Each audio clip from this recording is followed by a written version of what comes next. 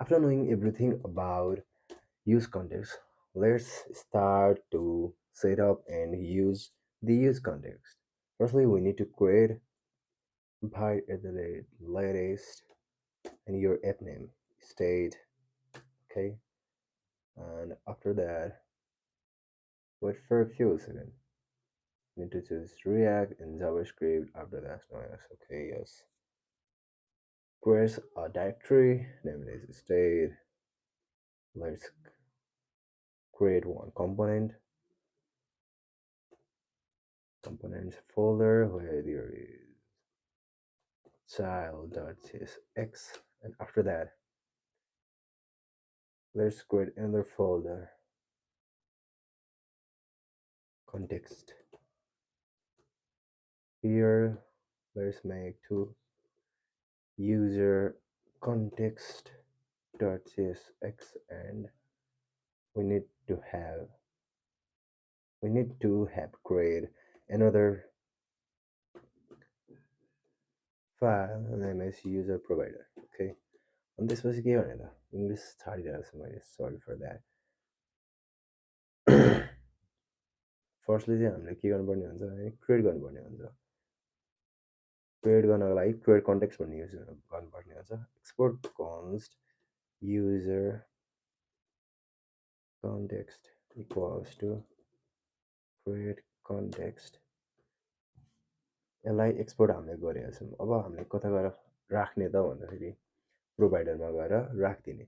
कसरी राख्ने त भन्दा एक्सपोर्ट एउटा यसको कम्पोनेन्ट बनाइदिने, युजर प्रोभाइडर नामको कम्पोनेन्ट बनाइदिने.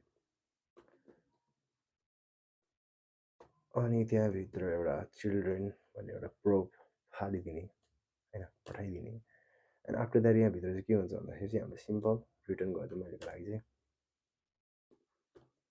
युजर कन्टेक्स्ट भन्ने यहाँ चाहिँ अब हामीले इम्पोर्ट गर्नुपर्ने हुन्छ र त्यसको एउटा प्रोभाइडर भन्ने हुन्छ. एन्ड आफ्टर द्याट हामीले एउटा भ्यालु पठाइदिउँ के भनेर, ओके.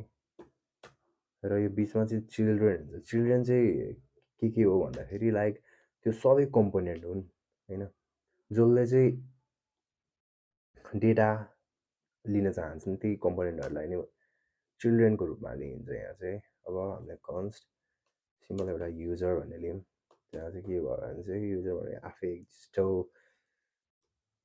एक्जिस्टो इज हिरो. ओके. एन्ड आफ्टर द्याट हामीले के गर्नु पर्छ भन्दाखेरि यहाँ दुईवटा के आयो. ओके, यहाँ युजर भने हामीले बोलाएको रहेनछौँ, युजर भने बोलाइदिउँ. अनि आफ्टर द्याट यसलाई एक्सपोर्ट गरेर राखौँ है, एकछिनमा काम दिन्छ यो. डिफल्ट फङ्सन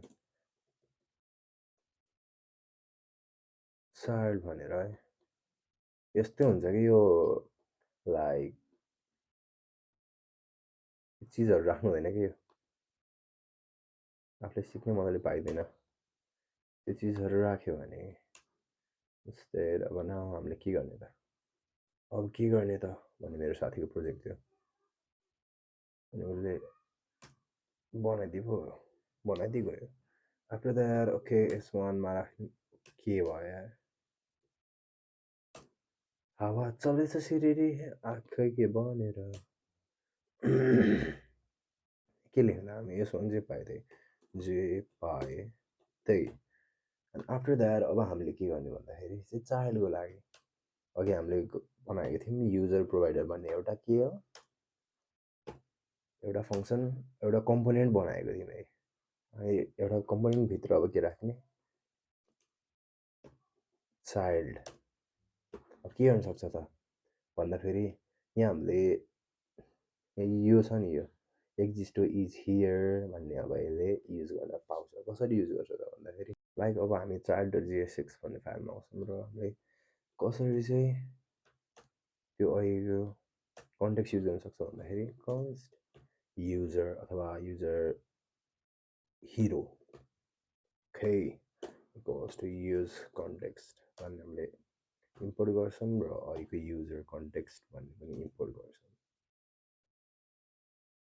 आफ्टर द्याट हामी के गर्छौँ भन्दाखेरि सिम्पल रिटर्न गरिदिन्छु. रिटर्न के S1मा राखेर holding दिइसक्यो user hero hero brother यति भएपछि यहाँ ओके प्रोग्रामिङको कन्सेप्ट पछि मात्र यो चाहिँ ट्राई गर्नु होला and after that let's click here